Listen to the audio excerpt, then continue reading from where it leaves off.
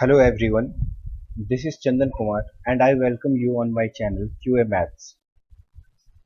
इस वीडियो में मैं एक ऐसा टॉपिक कवर करने जा रहा हूँ जो कि ना सिर्फ एग्जाम पॉइंट ऑफ व्यू से इम्पोर्टेंट है बल्कि आप डे टू डे लाइफ में भी आप इसे काफ़ी यूज़ करते हो। एंड उस टॉपिक का नाम है परसेंटेज। देखो, समझते हैं परसेंटेज होता क्या है, कहाँ कहाँ हम इसे यूज़ करते हैं। अब देखो, कभी भी हम लोग काफ़ी क्या है, आज के डेट में हम फ़ोन को काफ़ी ज़्यादा यूज़ करते हैं, काफ़ी अटैच्ड हैं फ़ोन से। कहीं बाहर जाना होता है तो आप ये चेक करके जाते हो कि फ़ोन में बैटरी है या नहीं। तो जब भी चेक करते हो तो उसमें क्या शो करता है, in terms of percentage show करता है, लाइक 40% शो कर रहा है, that means battery is 40% charge and 60% आपने क्या किया है, आपके फ़ोन ने कंज्यूम कर लिया है।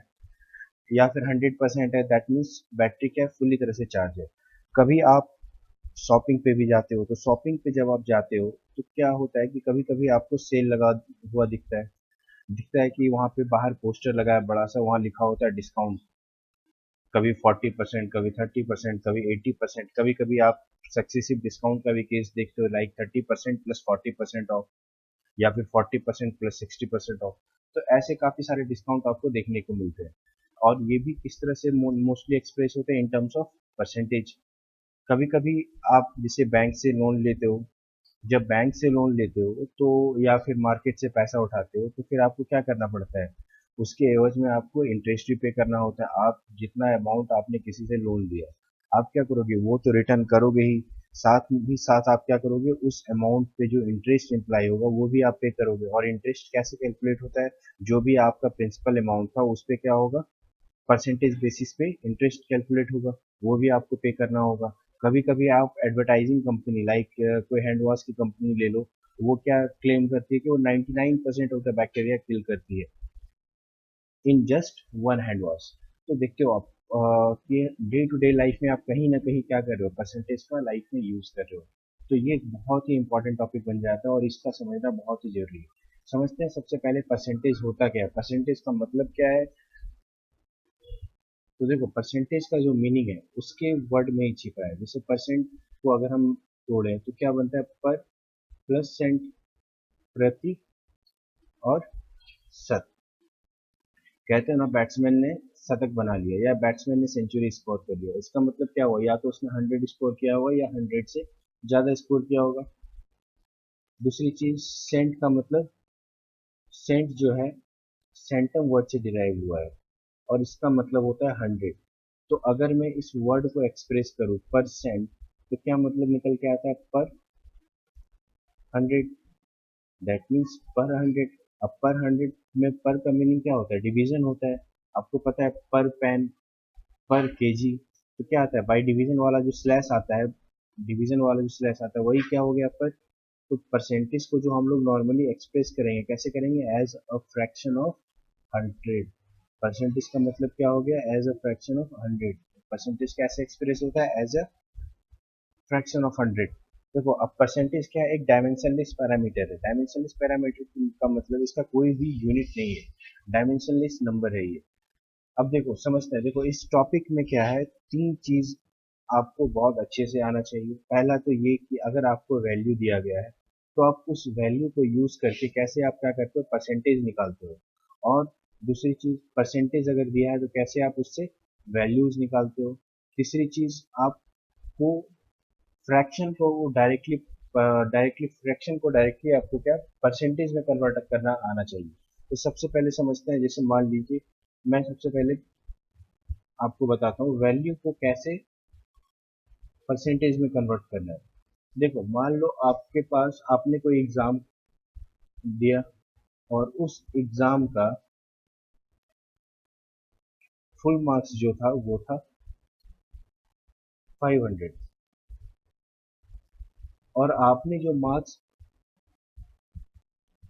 सिक्योर किया, और वो मार्क्स आपने 400 सिक्योर किया, तो आपने कितने परसेंट मार्क्स सिक्योर किए। अगर इस चीज का परसेंट निकालना है, परसेंटेज ऑफ मार्क्स सिक्योर, तो कैसे निकालोगे। तो देखो, ऊपर में फ्रैक्शन के न्यूमरेटर पे हम वो वैल्यू लेंगे जिसके बारे में हम क्या कर रहे हैं, बात कर रहे हैं। यहाँ पे हम बात कर रहे हैं आपके मार्क्स की, तो मार्क्स क्या आ जाएगा, 400। नीचे क्या आएगा, ये वैल्यू को हम जिससे भी हम कंपेयर करेंगे, कंपेयर किससे कर रहे हैं, टोटल मार्क्स से कंपेयर कर रहे हैं। तो नीचे आ जाएगा वो वैल्यू 500 इंटू 100, क्योंकि हमें क्या करना है, परसेंटेज में कन्वर्ट करना है। अब इसे आप सॉल्व करोगे तो क्या आ गया, 400/5, दैट मीन्स वैल्यू क्या आ गया, 80%। तो ये था पहला, जिसका मतलब क्या कि आपको वैल्यू को परसेंटेज में कन्वर्ट करना। अगर मैं यही सेम केस लूँ, फुल मार्क्स फिर से मैं क्या करता हूँ, 500 रखता हूँ।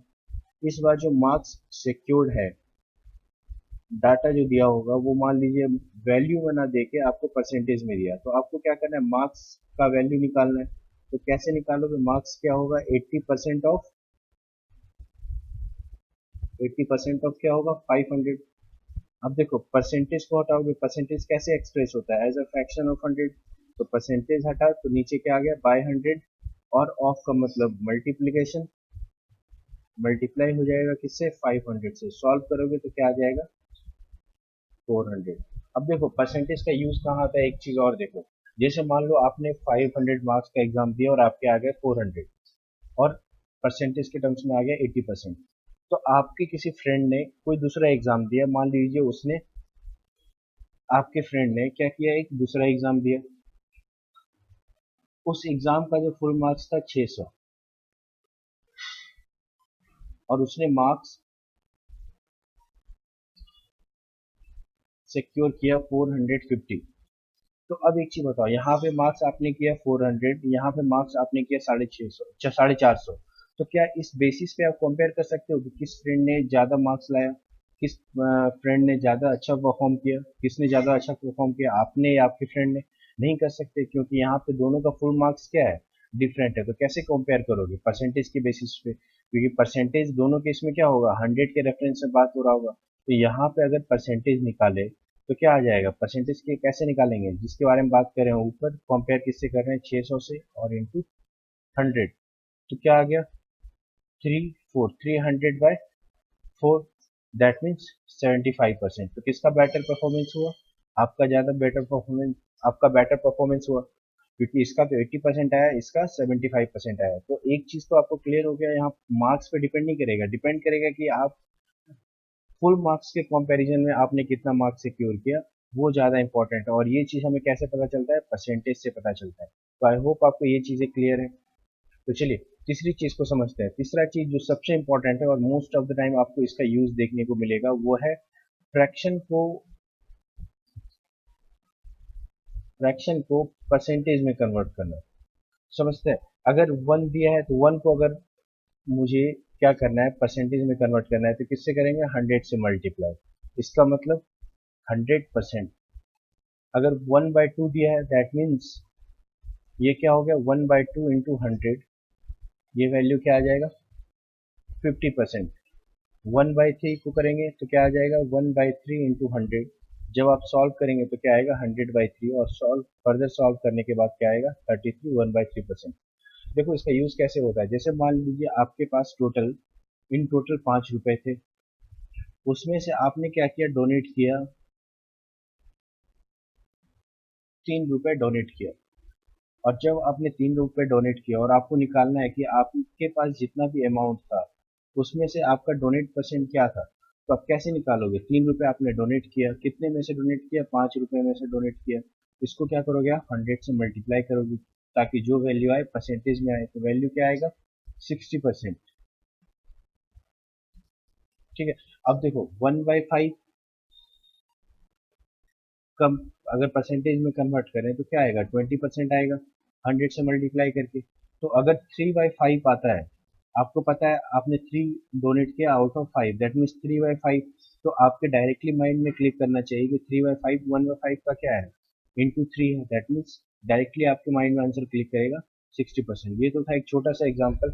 समझते हैं पहले इस टेबल को। तो आपको क्या करना है कि जो भी टेबल में दिखा रहा हूँ वो आपको अच्छे से याद करना है, और वो टेबल है ये वाला। देखो आपको मैंने अभी भी बताया, 1/2 क्या होता है, 50% के बराबर, 1/3 33 होल 1/3% या 33.33%, 1/4 25%। इसी तरह करके आपको एक पूरा टेबल याद करना है। अब देखो अगर मैं ये कहूँ, इसी पे देखो कैसे यूज होता है। जैसे मान लीजिए आपको दे दिया गया 2/3 कितने बराबर है। अगर आपको 2/3, तो 2/3 आपको पता है 1/3 क्या है, 2/3 को में रिलेशन क्या है, वन कह सकते हैं, 1/3 जो होगा, सॉरी 2/3 जो होगा 1/3 इंटू 2 होगा। क्लियर है। और 1/3 का वैल्यू पता है कि ये क्या होता है, 33.33%। तो अगर ये इसका डबल है तो ये भी क्या होगा, डबल होगा। That means 2/3 equals to 66.66%। अब अगर आपसे कह देता है कि 2/7, 2/7 एग्जाम्पल ले लो, तो 2/7 क्या हो गया, 1/7 का डबल। दैट मीन्स ये परसेंटेज के टर्म्स में भी डबल होगा, 14 2/7 इंटू 2, दैट मीन्स 28 4/7%। कभी कभी आपसे क्वेश्चन में कह देता है कि 37.5% ऑफ ए नंबर। अगर किसी नंबर का हमें 37.5% निकालना है तो आप कैसे निकालोगे। सबसे पहले आपको ये पता होना चाहिए फ्रैक्शन के टर्म में क्या आएगा। देखो 12.5% का ये क्या होता है, ट्रिपल होता है। और आपको पता है जो 12.5% है, यहाँ देखो वो क्या है कि 1/8 के बराबर है। That means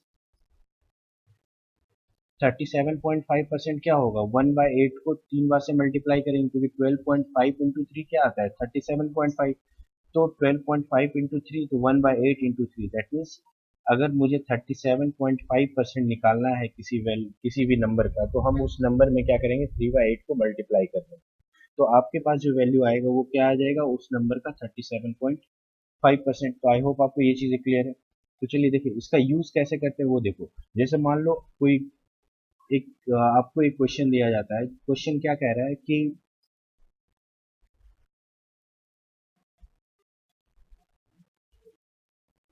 1/9% of a number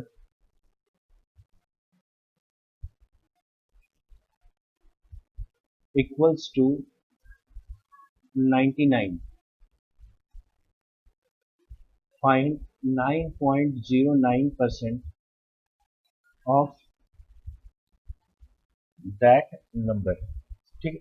आपसे क्या कह रहा है question, 11 whole 1/9% of any number equals to 99। तो आपको पता है जैसे ही ये आपने डाटा देखा, आपके माइंड में क्या क्लिक किया कि 11 1/9%, मुझे किसी नंबर का अगर 11 होल 1/9% नंबर निकालना है, तो उसमें हम क्या करते हैं, उस नंबर में 1/9 मल्टीप्लाई करते हैं। देखो 1/9 इक्वल्स टू 11 होल 1/9%। तो अगर मुझे किसी नंबर का 11 होल 1/9% निकालना है, तो हम क्या करते हैं, सिंपली उस नंबर में 1/9 से मल्टीप्लाई करते हैं। मान लेते हैं हम अभी नंबर मुझे पता नहीं है, तो मान लेता हूँ मैं वो नंबर n है। अब इसका वैल्यू क्या होगा, 99 के बराबर। इसका वैल्यू क्या हो गया, 99 के बराबर। आप जब इसे सॉल्व करोगे तो क्या आ जाएगा, n कैसे निकलेगा, 99 इंटू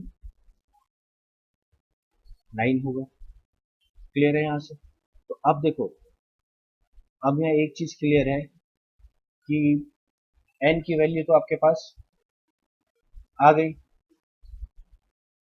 अब आपको नंबर तो नहीं पूछा, आपसे क्या पूछा, उस नंबर का 9.09%।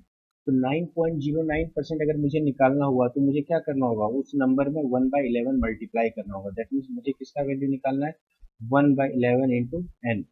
तो एन का वैल्यू आपको पता है क्या आता है, 99 इंटू 9। उसमें से आपको क्या करना था, 1/11 को मल्टीप्लाई करना था। तो आप इसे सॉल्व करोगे तो क्या हो जाएगा, 9 टाइम्स में कैंसिल। तो वैल्यू क्या आ गया, 81, जो कि क्या होगा इस क्वेश्चन का। तो एक चीज देखो, जब आपको ये निकालना आता है कि कैसे हम नंबर का 11 होल 1/9% निकालेंगे और कैसे हम 9.09% निकालेंगे, तो ये क्या हो गया, क्वेश्चन आपके लिए बहुत इजी हो गया।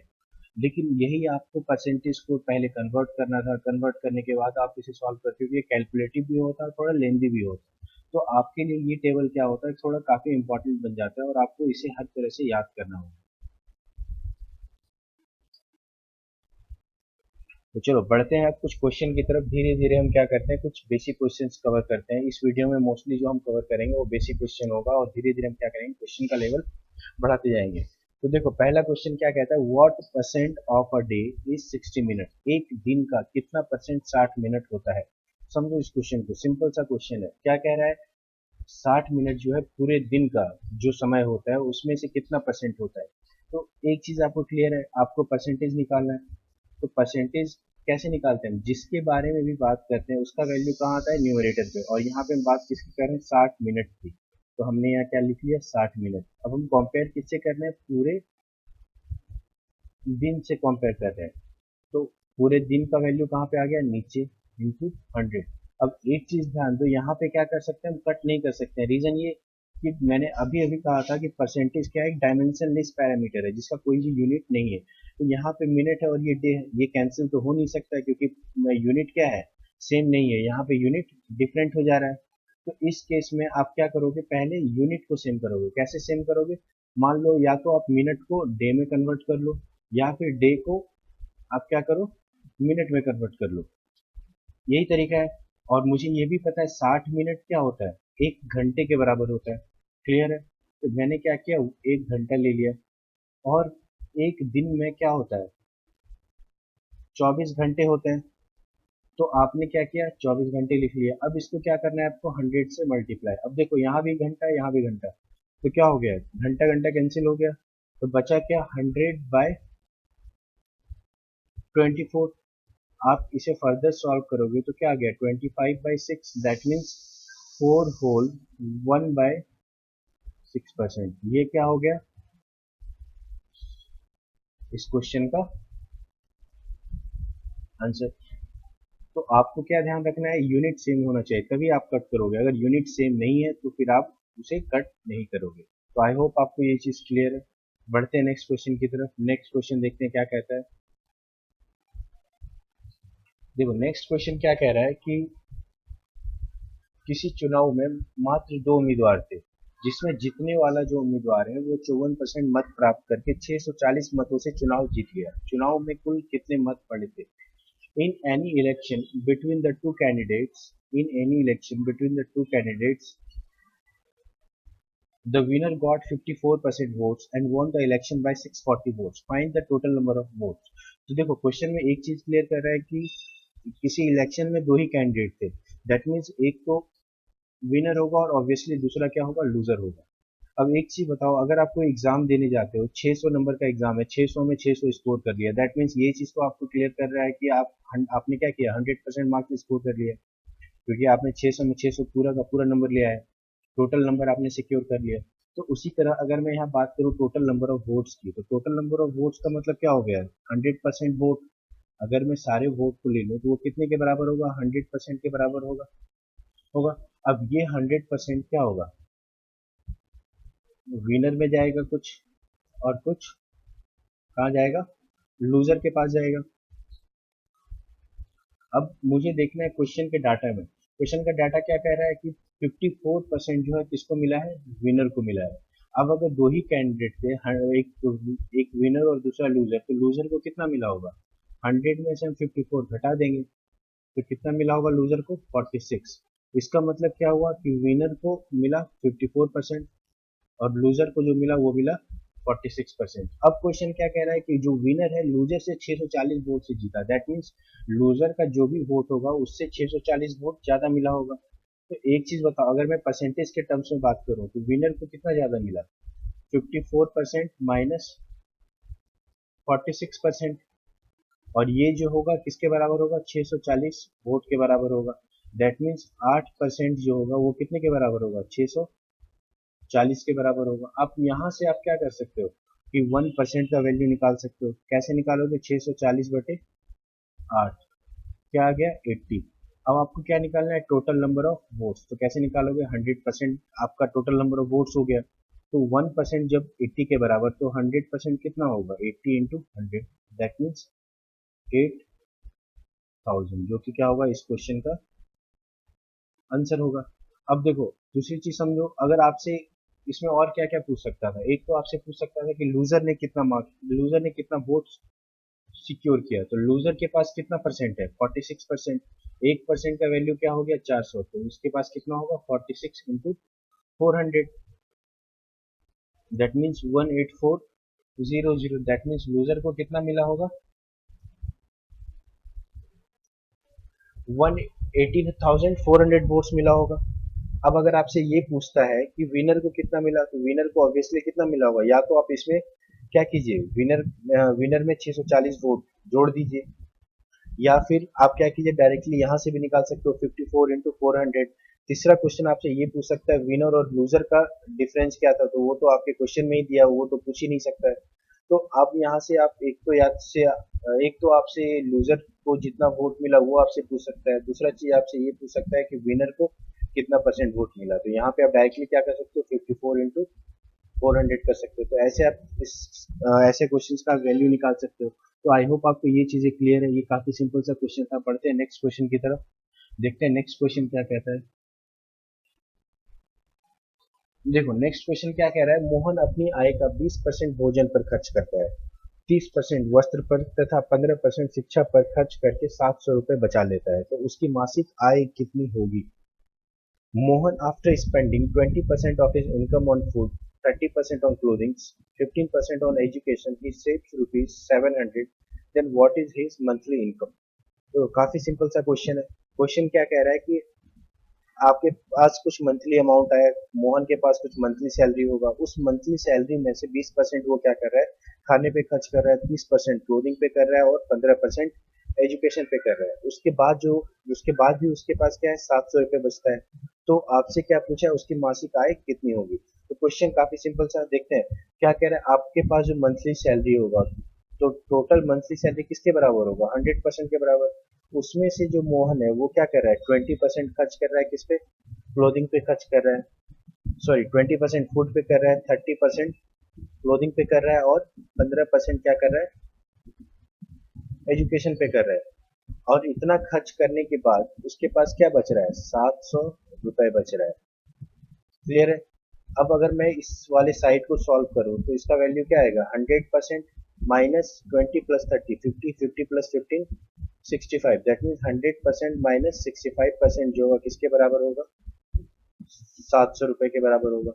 इसे फर्दर सॉल्व करोगे तो क्या आ गया, 35%, और जो कि बराबर होगा 700 रुपए के बराबर। तो आपके पास अगर 35% का वैल्यू आ गया तो यूनिटरी मेथड यूज करके आप क्या कर सकते हो, 1% का वैल्यू निकाल सकते हो, जो कि कितने के बराबर होगा, 700/35, दैट मीन्स 1% इक्वल्स टू 20। अब आपको निकालना क्या था, मोहन की सैलरी निकालनी थी, जो कि किसके बराबर है, 100% के बराबर। तो क्लियरली निकाल सकते हो, 20 इंटू क्या हो जाएगा, 100, आंसर क्या आ गया, 2000, जो कि क्या हो जाएगा, इस क्वेश्चन का आंसर हो जाएगा।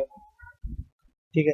काफी सिंपल सा क्वेश्चन, काफी इजीली आप निकाल सकते हो। डायरेक्टली आप इसे माइंड में भी सॉल्व कर सकते हो। आपको पता है 20, 30, 15 खर्च किया, दैट मीन्स उसने 65% खर्च किया, टोटल होता है 100%। दैट मीन्स 100% में जब भी आप माइनस करोगे 35%, 35% अगर 700, तो यहाँ से आप डायरेक्टली निकाल सकते हो। बस आपको क्या करना होगा, ऐसे क्वेश्चंस की थोड़ी सी प्रैक्टिस करनी होगी। अब देखो इसी क्वेश्चन को मैं थोड़ा सा चेंज करता हूँ और बढ़ता हूँ नेक्स्ट क्वेश्चन की तरफ। छोटा सा चेंज देखो क्या इफेक्ट करता है। देखो लगभग सेम क्वेश्चन है, बस एक चीज का चेंज है, वो क्या है कि यहाँ पे डायरेक्टली परसेंटेज ना देके वो क्या कह रहा है, शेष का 25%, यानी कि रिमेनिंग का। तो ये वर्ड देखिए क्वेश्चन में क्या चेंज लाता है, ये देखो। अब यहाँ पे क्या होगा, आपको टेबल फॉर्मेट फॉलो करना पड़ेगा। आपको पता है जो टोटल इनकम होगा, अभी मैंने क्या बताया, 100% के बराबर होगा होगा उसमें से श्याम ने क्या किया, फूड पे 20% खर्च कर दिया। अगर फूड पे 20% खर्च कर दिया तो एक बात बताओ, रिमेनिंग अमाउंट, रिमेनिंग जो पार्ट ऑफ रिमेनिंग सैलरी की रिमेनिंग पार्ट कितनी बची, 80%। तो अब उसके पास कितना पैसा बचा है, 80% बचा है। अब इस वाले रिमेनिंग पार्ट पे खर्च करेगा, क्योंकि यहाँ पे क्या लिखा है, सेल्स का 25%, दैट मीन्स इसका 25% होगा। और आपको पता है 25% कैसे निकालते हो, 1/4 ऑफ दैट नंबर। तो 1/4 क्या होता है, 1/4 80 का क्या होगा, 1/4 ऑफ 80 क्या हो जाएगा, 20 के बराबर। दैट मीन्स वो 20% कहाँ पे खर्च करेगा, क्लोथिंग्स पे खर्च करेगा। अब उसने 20% खर्च कर दिया, तो अब उसके पास कितना बचा, 60% बचा। अब क्या कह रहा है, फिर से जो रिमेनिंग बचा उसका 10%, 10% मतलब 1/10 पार्ट। तो 1/10 पार्ट वो कहाँ खर्च कर रहा है, एजुकेशन पे खर्च कर रहा है। तो 1/10 पार्ट ऑफ 60 क्या हो जाएगा, 6, दैट मीन्स वो 6% क्या कर रहा है, एजुकेशन पे खर्च कर रहा है। बाकी जो रिमेनिंग अमाउंट रहा वो क्या हो गया, उसके पास सेविंग हो गया। तो सेविंग कितना बचा, 60 माइनस 6 यानी कि 54% उसके पास बचा हुआ है। अब एक चीज बताओ, क्वेश्चन क्या कह रहा है कि इतने सारे खर्च करने के बाद भी उसकी मासिक उसके पास सेविंग क्या बचा हुआ है, 5400 रुपया। तो मैं एक चीज यहाँ से क्या कह सकता हूँ, ये जो 54% है वो किसके बराबर होगा, 5400 रुपये के बराबर है। तो यहाँ से आप यूनिटरी मेथड यूज करके क्या कर सकते हो, 1% का वैल्यू निकाल सकते हो, जो कि कितने के बराबर होगा, 100 रुपीज के बराबर होगा। अब आपसे क्या पूछा, उसका मंथली इनकम, तो मंथली इनकम क्या होगा, 100%। That means 100 into 100। सॉल्व करने के बाद क्या आ जाएगा, ₹10,000। अब देखो ये तो एक सिंपल सा क्वेश्चन हो गया। आपसे क्या पूछ सकता था कि क्लोथिंग पे उसने क्या खर्च किया, तो क्लोथिंग यहाँ से तो डायरेक्ट निकाल नहीं सकते थे कि 25%। 25% तो एक्चुअल उसने किया नहीं है, लेकिन एक्चुअल में कितना किया है, 20% ऑफ टोटल अमाउंट। तो आपको 1% का वैल्यू फिर भी निकालना होता, तो 1% निकालते, और आपको पता है 20% उसने खर्च किया, दैट मीन्स 20 इंटू 100। तो आई होप कि आपको ये चीजें क्लियर हो रही है। बढ़ते हैं नेक्स्ट क्वेश्चन की तरफ, देखते हैं नेक्स्ट क्वेश्चन में क्या रखा है। क्या कह रहा है क्वेश्चन कि किसी कारखाने में श्रमिकों की कमी की वजह से उसके उत्पादन में 25% की कमी आती है। कार्य अवधि को कितना परसेंट बढ़ाया जाए कि उत्पादन पूर्ववत बना रहे। Due to shortage of workers in a factory, its production decreases by 25%। By how much percent the work period should be increased so that the production remains intact. देखो एक चीज क्लियर है कि आप देखोगे अगर किसी फैक्ट्री में अगर नंबर ऑफ वर्कर्स घट जाते हैं तो उतने ही टाइम में क्या होगा, प्रोडक्शन सेम तो हो नहीं सकता है। ऑब्वियसली प्रोडक्शन क्या होगा, कम हो जाएगा। ठीक है, तो वही चीज कह रहा है कि अगर एम्प्लॉय नंबर ऑफ एम्प्लॉयज घट गए तो उसी टाइम में क्या हो रहा है, प्रोडक्शन का कमी हो रहा है, और वो कितने हो रहा है, 25% कम हो जा रहा है। तो मान लेते हैं जो ओरिजिनल प्रोडक्शन था, पहले जो प्रोडक्शन हो रहा था वो कितना हो रहा है, 100। यहाँ पे 100 मैं इसलिए मानता हूँ क्योंकि कैलकुलेशन करना 100 पे क्या होता है, थोड़ा इजी हो जाता है। अब क्या कह रहा है, नंबर ऑफ वर्कर्स क्या हो गए, कम हो गए, तो उसकी वजह से इम्पैक्ट क्या पड़ा, जो प्रोडक्शन था 25% से कम हो गया। तो 100 का 25% क्या होता है, 25 ही होता है। दैट मीन्स 25% कम हो गया, तो अब जो प्रोडक्शन हो रहा होगा कितना हो रहा होगा, 100 - 25 हो रहा होगा। दैट मीन्स कितना हो रहा होगा, अब 75 हो रहा होगा। तो अगर उसी टाइम में कितना हो रहा है, पहले 100 हो रहा था, अब क्या हो रहा है, 75 हो रहा है। तो क्वेश्चन क्या कह रहा है कि अगर मैं टाइम पीरियड को बढ़ा दूं सो दैट कि हमारा प्रोडक्शन क्या हो, फिर से 100 हो जाए, तो कितने परसेंट से टाइम पीरियड को बढ़ाना पड़ेगा। तो देखो प्रोडक्शन और टाइम एक तरह से क्या हो गया, डायरेक्टली रिलेटेड हो गया। ठीक है,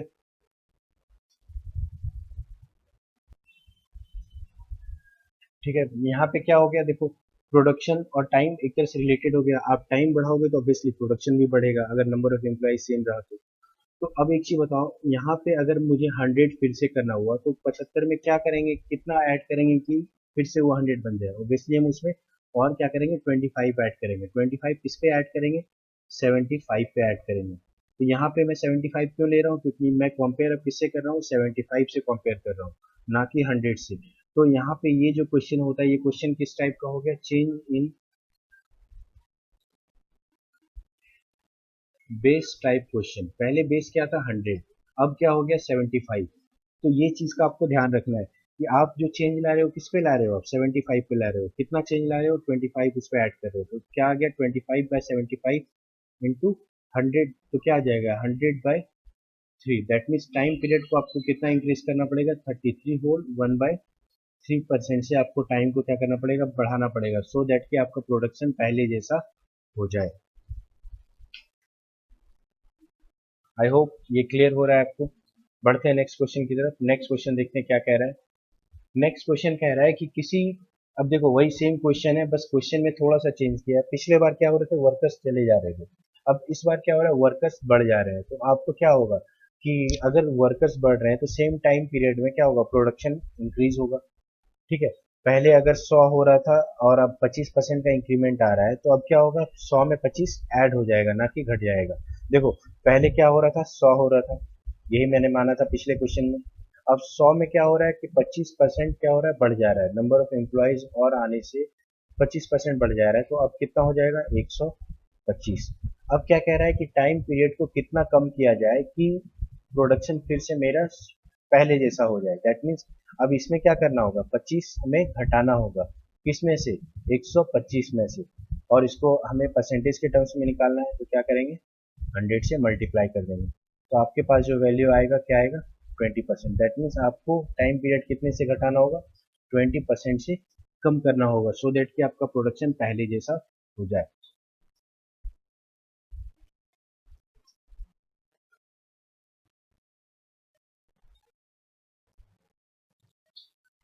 नेक्स्ट क्वेश्चन देखो, नेक्स्ट क्वेश्चन क्या कह रहा है, काफी सिंपल सा क्वेश्चन है, जैसा हमने इलेक्शन वाला देखा था सेम वैसा टाइप का क्वेश्चन है। देखो क्वेश्चन क्या कह रहा है, 2008 में 31% कर्मचारी टैक्स भुगतान करते हैं, टैक्स नहीं देने वाले कर्मचारियों की संख्या 27,600 है, तो कर्मचारियों की कुल संख्या क्या है। In year 2008 31% employees pay the tax and the number of employees that do not pay the tax is 27,600, then what is the total number of employees. देखो अब क्या हुआ, अगर मैं सारे एम्प्लॉयज को ले लूँ तो total number of employees percentage के टर्म्स में बात करूँ तो क्या होगा, 100% के बराबर होगा। ठीक है, अब क्या हो रहा है, इसमें से जो लोग होंगे, दो तरह के लोग होंगे, एक तो क्या कर रहे होंगे, टैक्स दे रहे होंगे, एक ऐसे लोग होंगे जो टैक्स दे रहे होंगे, और दूसरे लोग क्या कर रहे होंगे, टैक्स नहीं दे रहे होंगे। तो अब क्वेश्चन में क्या कह रहा है कि जो टैक्स देने वाले लोग हैं, आउट ऑफ 100% कितने हैं, 31% है। अगर 31% टैक्स दे रहे हैं तो नहीं देने वाले कितने हो गए, 100% माइनस 31%, जो कि कितने के बराबर हो गया, 69% के बराबर। अब एक बात बताओ, ये टैक्स देने वाले कितने लोग हो गए, 31%, नहीं देने वाले कितने हो गए, 69%। ठीक है, अब क्या कह रहा है क्वेश्चन में, देखो डाटा क्या कह रहा है, किसका डाटा दिया हुआ है, यहाँ पे डाटा दिया हुआ टैक्स नहीं देने वाले कर्मचारियों की संख्या। दैट मीन्स टैक्स नहीं देने वाले कर्मचारियों की संख्या, अगर मैं परसेंटेज के टर्म्स में बात करूँ तो वो कितने के बराबर है, 69%। और अगर मैं नंबर के टर्म्स में बात करूँ तो वो क्या आ रहा है, 27,600। दैट मीन्स मैं एक चीज क्लियरली कह पा रहा हूँ कि ये जो 69% होगा वो क्या होगा, 27,600 के बराबर होगा, जो भी कंडीशन आपको दिया है। तो इस बेसिस पे आप यूनिटरी मेथड अप्लाई करके हम क्या कर सकते हैं, 1% का वैल्यू फाइंड कर सकते हैं, जो कि क्या होगा, 1% इक्वल्स टू 400। तो आपसे पूछा क्या है, कर्मचारियों की कुल संख्या, तो कुल संख्या टोटल नंबर ऑफ एम्प्लॉइज निकालना है, तो टोटल नंबर ऑफ एम्प्लॉइज कितने के बराबर होगा, 100% के बराबर। दैट मीन्स क्या आ जाएगा, 400 इंटू 100, तो ये वैल्यू क्या आ गया, 40,000 के बराबर। अब देखो यहाँ पे क्या आपसे पूछ सकता है, आपसे पूछ सकता है क्वेश्चन ये कि टैक्स देने वाले और नहीं देने वाले के बीच में डिफरेंस क्या है। एक क्वेश्चन ये भी पूछ सकता है, difference between tax payer and non tax payer, तो कैसे निकालोगे। आपको पता है 69% क्या हो गया, नहीं देने वाले, और देने वाले कितने हो गए, 31%, ये क्या हो गया, डिफरेंस हो गया। अगर मैं फाइंड आउट करूँ तो क्या आ रहा है, 38%। तो मुझे क्या करना है, सिंपली 38% का वैल्यू निकालना है, तो कैसे निकालोगे, 38 इंटू 400 करके, तो क्लियरली आपके पास सीधा आंसर आ जाएगा, और आंसर क्या होगा, वन 15,200 के बराबर। दैट मीन्स 15,200 क्या होंगे, देने वाले और नहीं देने वाले के बीच का डिफरेंस। तो आपसे क्वेश्चन ये ना पूछ के आपसे क्या पूछा गया, टोटल नंबर ऑफ एम्प्लॉयज, तो टोटल नंबर ऑफ एम्प्लॉयज का आंसर क्या हो गया इस क्वेश्चन का, 40,000। तो आई होप आपको ये क्वेश्चन क्लियर हो गया। बढ़ते हैं नेक्स्ट क्वेश्चन की तरफ, देखते हैं नेक्स्ट क्वेश्चन क्या कह रहा है। नेक्स्ट क्वेश्चन क्या कह रहा है कि एक कक्षा में दो सेक्शन है, एक कक्षा में क्या है, दो सेक्शन है, जिनमें क्रमशः 20 तथा 30 छात्र हैं। इन दो सेक्शनों की सफलता का प्रतिशत क्रमशः 80% और 60% है, तो पूरी कक्षा की सफलता का प्रतिशत ज्ञात करें। There are two sections in a class in which the number of students is 20 and 30 respectively. The success rates of this section are 80% and 60% respectively. Then what is the success rate of the whole class? देखो क्या कह रहा है कि एक class है, दो section है, दोनों सेक्शन में जो स्टूडेंट का जो नंबर ऑफ स्टूडेंट्स है वो कितने हैं? पहले वाले में 20 है और दूसरे वाले में 30 है। तो दोनों सेक्शन का आपको सक्सेस रेट दिया गया है इंडिविजुअली। अब आपको क्या करना है, पूरे क्लास का सक्सेस रेट निकालना है इन डाटा को यूज करके। तो देखो पूरे क्लास का सक्सेस रेट अगर आपको निकालना है, अगर आपको पूरे क्लास का सक्सेस रेट निकालना है, आपका सक्सेस रेट कैसे बात किया, परसेंटेज के टर्म्स में, यहाँ भी आपको क्या करना होगा, परसेंटेज में निकालना होगा। तो कैसे निकालोगे, number of students, number of students that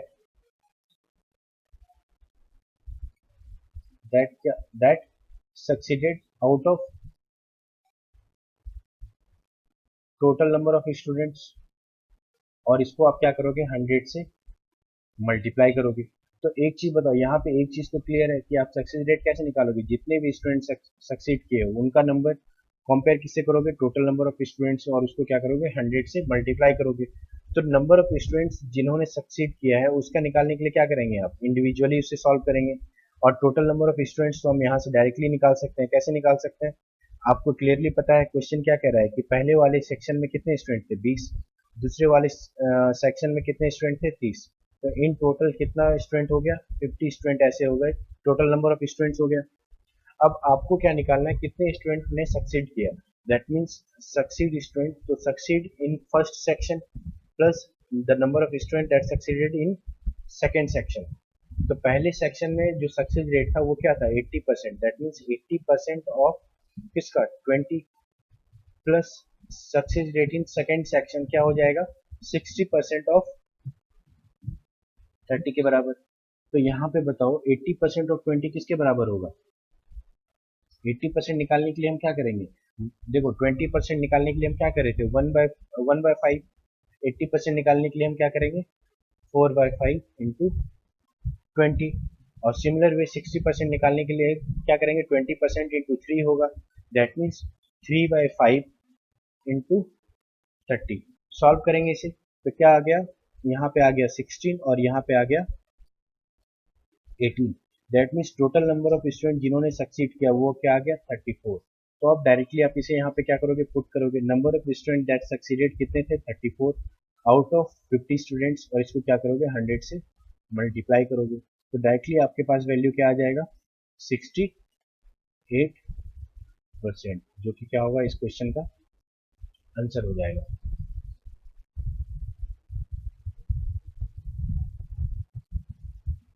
देखो अब नेक्स्ट क्वेश्चन देखो, नेक्स्ट क्वेश्चन जैसे अब इसका एक एग्जांपल लेता हूं मैं पहले। एग्जांपल देखो, जैसे मान लो आपके पास 100 रुपए थे, आप मार्केट गए और आपको कहा गया था कि आप ये 100 रुपए में जितना भी चीनी आएगा आप 100 रुपए का चीनी परचेज करके ले आओ, ठीक है।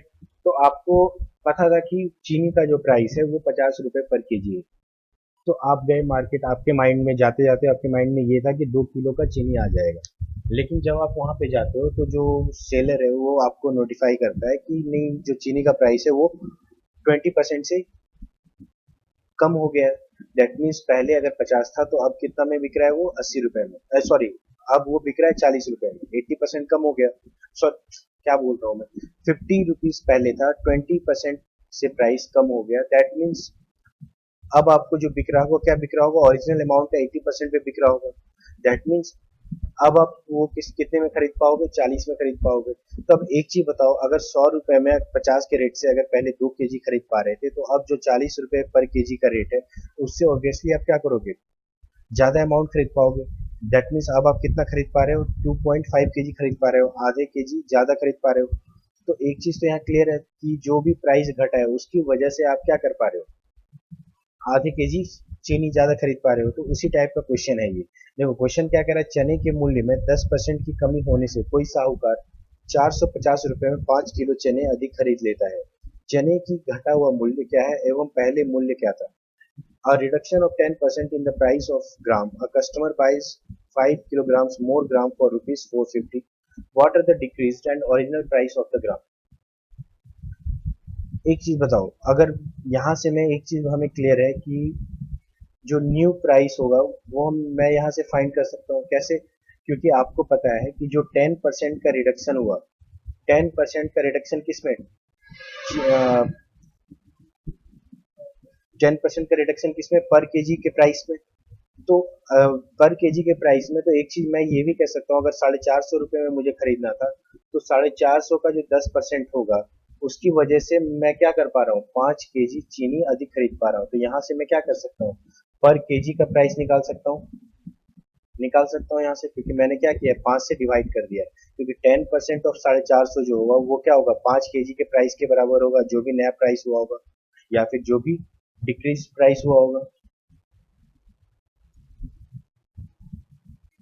ठीक है। तो 10% अगर मुझे परसेंट हटाना हुआ तो क्या करेंगे, मैं 100 से डिवाइड करूंगा। ऑफ का मतलब 450। अब 5 kg का प्राइस था वो, तो मुझे क्या करना है, 1 kg का चाहिए, तो मैं क्या करूंगा, 5 से उसे डिवाइड करूंगा, तो जो भी वैल्यू आएगा वो क्या आएगा, न्यू प्राइस का आएगा। आप इसे सॉल्व करोगे तो क्या आ गया, ₹9 पर केजी। तो ये क्या हो गया, डिक्रीज प्राइस। अब एक चीज बताओ, कोई जो ओरिजिनल प्राइस था वो कितने के बराबर होगा, 100% के बराबर। अब उसमें से अगर 10% कम हो गया तो अब कितने में बिक रहा था वो, 90% के रेट में बिक रहा था। यानी कि मैं ये कह सकता हूँ जो 90% होगा वो इसके बराबर होगा, ₹9 के बराबर होगा। That means 90% equals to ₹9। तो आपको क्या निकालना था, ओरिजिनल प्राइस। तो ओरिजिनल प्राइस क्या होगा, कितने के बराबर होगा, 100% के बराबर होगा। तो 100% इक्वल्स टू क्या आ जाएगा, 9/90 इंटू 100। आप इसे सॉल्व करोगे तो क्या आ जाएगा, ₹10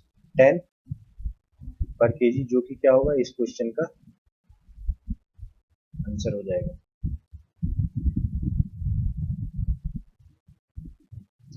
देखो ये काफी इंपॉर्टेंट क्वेश्चन, और ये बार बार आरआरबी, एसएससी ये बार बार अपने एग्जाम में पूछता रहता है। तो ये चीज आप जितना प्रैक्टिस करोगे उतना ज्यादा आपके लिए क्या होगा, इजी होता जाएगा। सिंपल सा क्वेश्चन है, आपको क्लियरली करना है।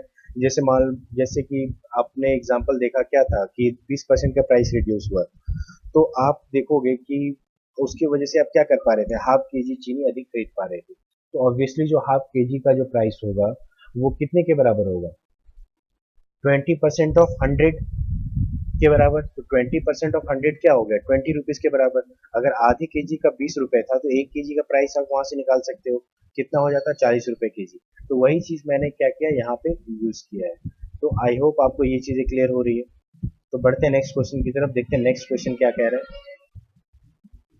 देखो नेक्स्ट क्वेश्चन कह रहा है कि किसी एक बॉक्स में 100 नीली, 50 लाल तथा 50 काली गेंदें हैं। 25% नीली गेंदें तथा 50% लाल गेंदें निकाल ली गई, तो वर्तमान में कितने प्रतिशत काली गेंदें हैं। In a box there are 100 blue, 50 red and 50 black balls. If out of them 25% blue balls and 50% red balls are taken out, then find the percent of black balls that is in the box at present। तो देखो initial जो position था, initial जो condition था वो क्या दिया हुआ है कि ब्लू बॉल्स कितने थे, इनिशियल जो था ब्लू बॉल्स कितने थे, 100। रेड बॉल्स कितने थे, 50। और ब्लैक बॉल जो था वो कितना था, 25%, 20 सॉरी, ब्लैक बॉल कितना था, ब्लैक बॉल 50 था। अब उसमें से क्या हो रहा है, 25% क्या कर रहा है, ब्लू बॉल निकाल लिया जा रहा है। तो 25% अगर ब्लू बॉल निकाल लिया जा रहा है, दैट मीन्स 100 का 25% क्या होता है, 25। तो अब कितना बच रहा है, अब कितना बच रहा है, 100 में अगर 25 निकाल लिया जा रहा है तो अभी कितना बचा हुआ है, 75 बचा हुआ है। उसी तरह रेड में क्या हो रहा है, रेड में जो भी बॉल था उसका 50% निकाल लिया जा रहा है। तो 50 का 50% क्या हुआ, 25। तो 50 में जब आप 25 माइनस कर दोगे तो क्या बच गया आपके पास, 25 बच गया। दैट मीन्स अब आपके पास बॉक्स, अब जो बॉक्स में बचा है वो कितना बचा है, 25 बचा हुआ है। ब्लैक में कोई भी चेंज नहीं, तो उतना ही बॉल बॉक्स में रहेगा, 50 ही रहेगा। अब क्या कह रहा है, ब्लैक बॉल का परसेंटेज निकालना है। तो ब्लैक बॉल का जो परसेंटेज है कैसे निकालोगे, जितना भी नंबर ऑफ ब्लैक बॉल्स है वो उसका वैल्यू लोगे, कंपेयर किससे करोगे, टोटल नंबर ऑफ बॉल्स। तो टोटल नंबर ऑफ बॉल्स कितने हो गए, 75 प्लस 25 प्लस 50, जो कि कितने के बराबर हो गया, 150 के बराबर। इसको क्या करोगे, 100 से मल्टीप्लाई करोगे। तो सॉल्व करने के बाद क्या आ जाएगा, 33 होल 1/3%। दैट मीन्स जो परसेंटेज ऑफ ब्लैक बॉल्स है जो बॉक्स में वो कितना है, 33 होल 1/3%। तो आई होप मैंने जितना भी क्वेश्चन डिस्कस किया है इस वीडियो में आपको क्लियर हो रहा है। अगर इनकेस कहीं ऐसा लग रहा है जो आपको डाउट हो रहा है, जहां आपका ये कंसेप्ट क्लियर नहीं हो रहा है, तो बिल्कुल आप ये कुछ आप अपने डाउट इस कमेंट सेक्शन में पोस्ट कर सकते हो। मैं ट्राई करूंगा कि आपके सारे डाउट को क्लियर करूं। तो ये था लास्ट क्वेश्चन इस वीडियो का। तो आई होप कि आपको ये वीडियो पसंद आया। अगर ये वीडियो आपको पसंद आया तो प्लीज़ आप इस वीडियो को लाइक करें, चैनल को सब्सक्राइब करें और इसे अधिक से अधिक शेयर करें। Thanks a lot.